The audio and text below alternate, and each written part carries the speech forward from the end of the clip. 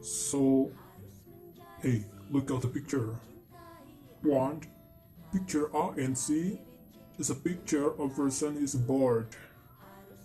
And picture D is whose person is boring. You can different what is a bored and what is a boring. In bahasa bored is bosan and in bahasa boring is membosankan. 2. Picture B is person who is embarrassed and picture D is person who is embarrassing. You can different what is the embarrassed and embarrassing.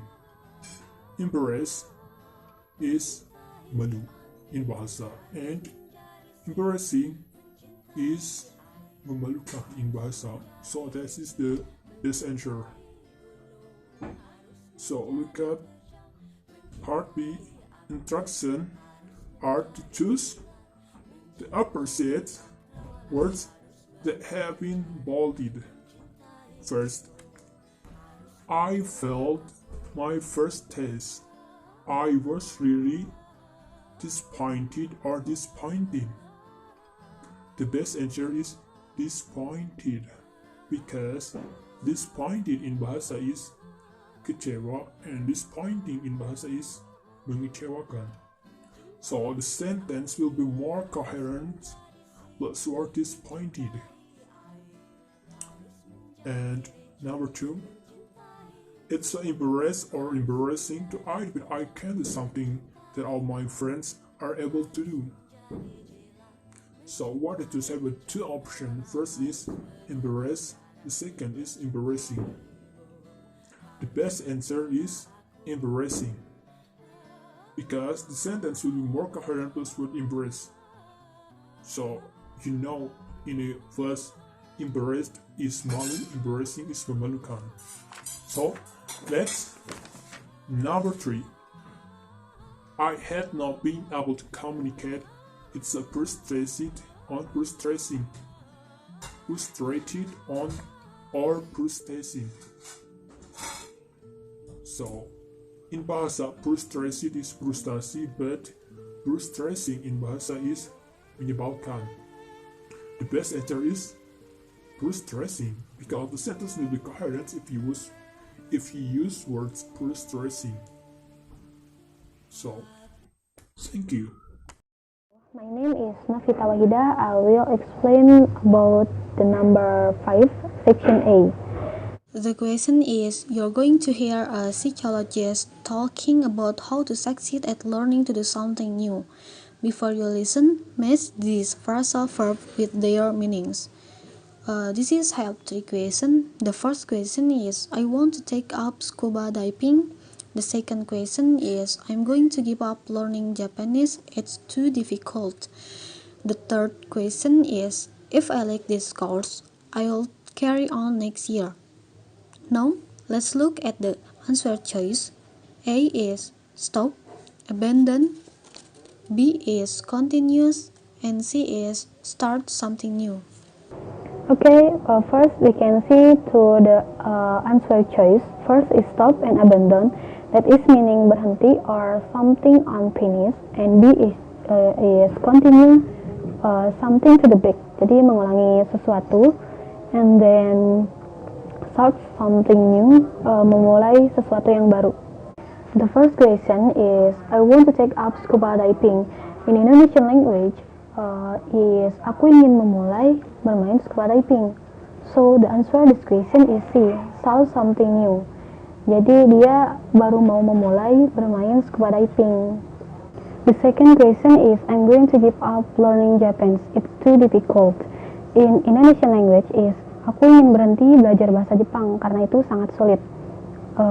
The word give up in this sentence is berhenti or something unfinished. So the answer this question is A, stop or abandon.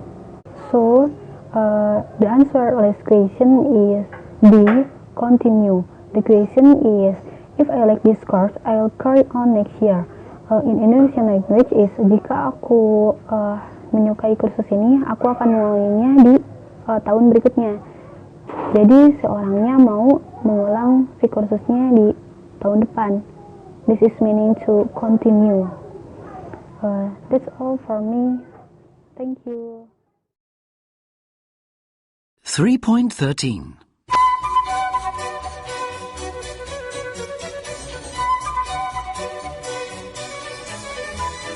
Hello and welcome to this week's edition of All About You. Today's program's about taking up new activities and how to succeed at them. With us is psychologist Dr. Maggie Pryor. Good afternoon. Good afternoon.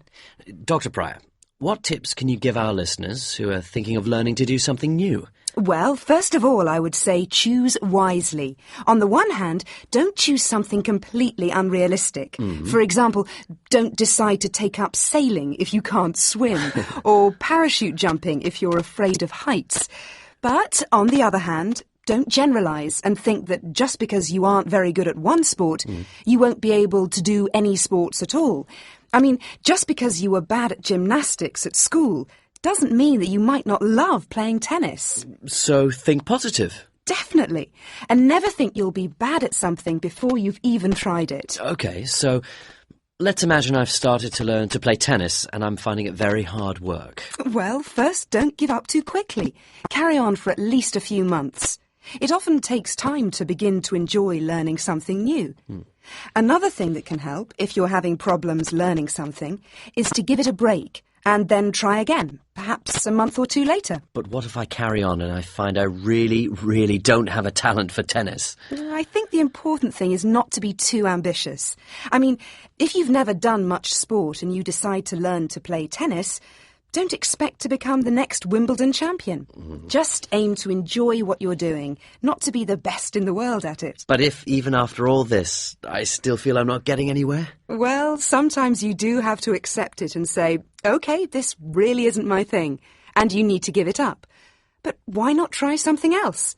There are lots of other things you can learn to do.